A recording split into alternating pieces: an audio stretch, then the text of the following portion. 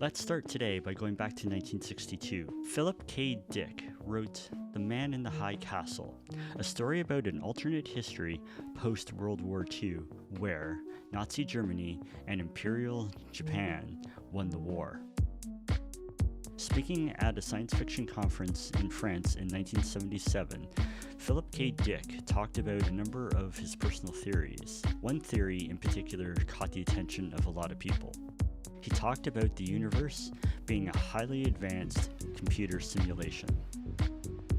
We are living in a computer-programmed reality, and the only clue we have to it is when some variable is changed and some alteration in our reality occurs.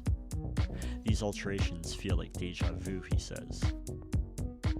It's a sensation that proves a variable has been changed. Back in 1977, computers were still largely science fiction. Apple released their Apple II computer that same year. For those of you who don't know, the Apple II was the first real computer designed for personal use, and it only had a fraction of the computing power that's available today. So the idea of a universe being a computer simulation seemed only to be science fiction. But is it? Could we be living in a highly complex computer simulation designed by some advanced civilization? If so, what's its purpose? Why devote so much time and effort into creating this reality? And by who? Brew some coffee, pull up a chair, and open your mind. This week on Science vs. Conspiracy, we will be discussing simulation theory over coffee. We'll be right back. Have we always been living in a simulation? What is the nature of reality? A quick Google search defines reality as the world or the state of things as they actually exist, as opposed to an ideological or notional idea of them. What actually exists? What does the term reality really mean? A team of neuroscientists from MIT has found that the human brain can process entire images that the eye sees in less than 13 milliseconds. This is the first evidence of such rapid processing speed. This speed is far faster than 100 milliseconds suggested by previous studies. The idea suggests that by the time our brain processes the light and converts it to an image, what we think of as now has already happened. So the question becomes, if now is not now, are we living in a constant buffer? How can we be sure about our own reality? In 2003, Nick Bostrom, a Swedish-born philosopher at the University of Oxford, known for his work on existential risk, made a statement in a paper that argues that at least one of the following propositions is true. 1.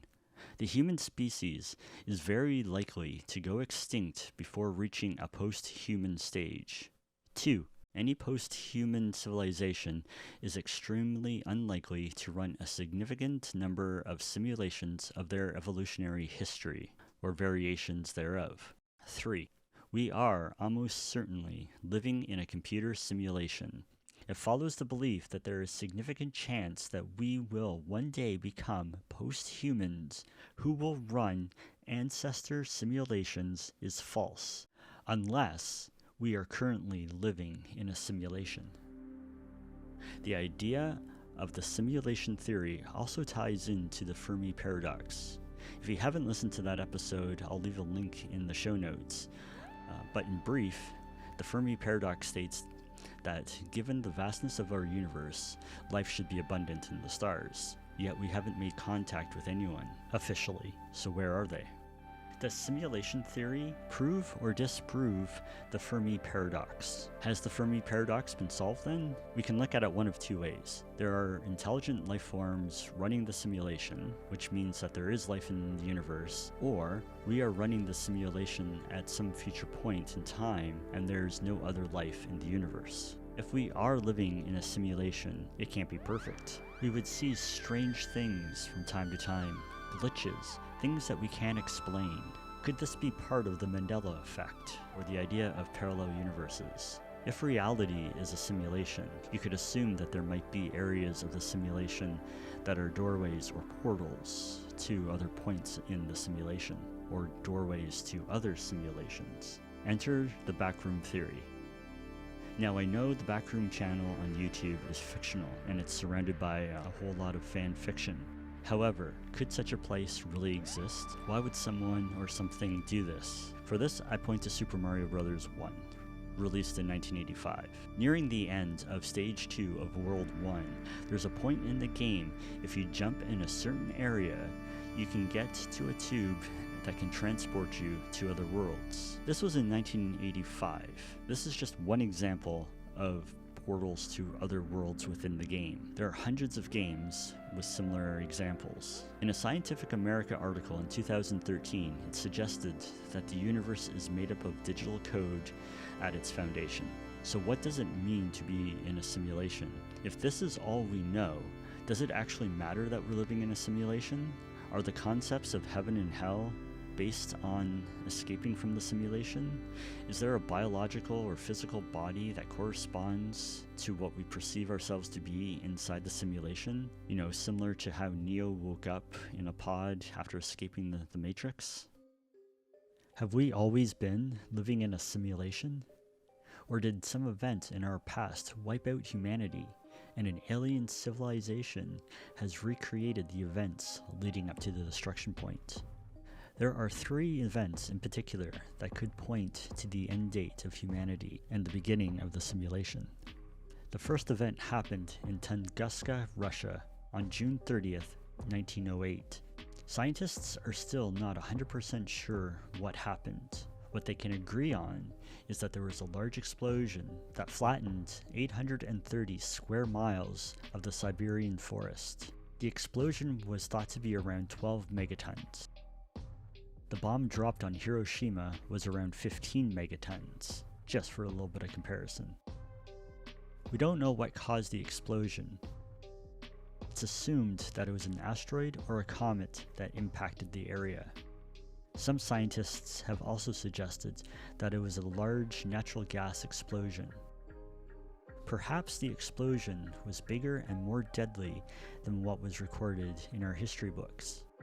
Maybe it was an extinction level event. Now we are playing out the scenario of what could have happened. The second event could have been 2012. Maybe the Mayans were right and the world did end on December 21st, 2012. And somehow a simulation was created. The world has definitely taken a turn for the worst since 2012.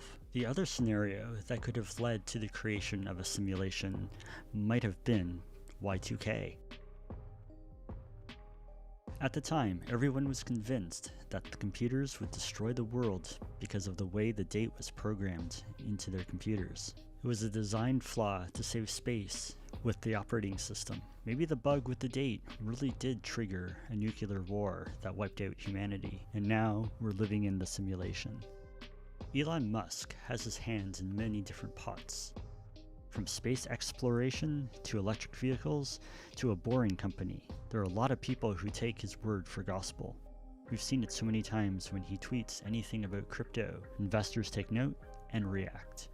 So in 2018, when he said, if you were to assume any rate of improvement at all, games will eventually be indistinguishable from reality. We are most likely living in a simulation. Astrophysicist Neil deGrasse Tyson agrees by saying, we have a better than 50-50 odds that the simulation hypothesis is correct. He goes on to say, I wish I could summon a strong argument against it, but I can't find one. On the other hand, some scientists and philosophers have suggested that this discussion is pointless because we can either prove or disprove the theory, therefore it's irrelevant. We may never know the truth. Even once we leave this mortal coil, we still might not know the answer. Even if we do somehow escape the simulation, how do we know that where we escape to isn't also a simulation? And so on, and so on, and so on, and so on. What do you guys think? Are we living in a simulation? leave us a comment and let us know your thoughts. If you liked the video, consider giving us a thumbs up. It really helps the channel. Before you go, don't forget to subscribe to the channel and turn on those post notifications. That way, when we release new videos, which is every Monday, you'll be the first to know. Anyway, remember, being paranoid is smart, and we'll see you next time.